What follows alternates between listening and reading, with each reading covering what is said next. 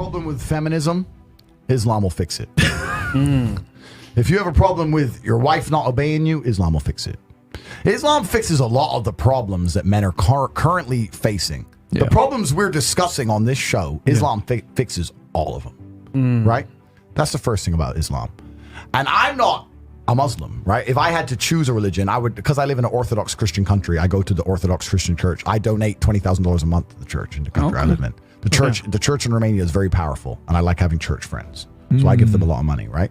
So I would guess I'm an Orthodox Christian. But if I had to bet on one religion as if I were betting on the stock market for the future, you have to bet on Islam.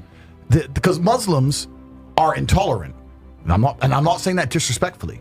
Because if you're tolerant of everything, then you stand for nothing. Yeah. Facts. Christians are so tolerant now that you can go to church. These girls will get fucked on a Saturday night and go to church on a Sunday morning and get fucked on Sunday night, and it's no big deal, right? So you don't believe it. They have gay pastors that I'm not even anti-gay, but if the book says don't have, like, what the fuck? What do you believe in now?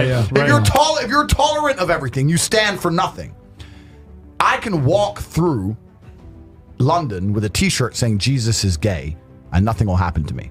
If I did the same thing with the Islamic prophet, I'd be dead before I got to the end of the street. Boom.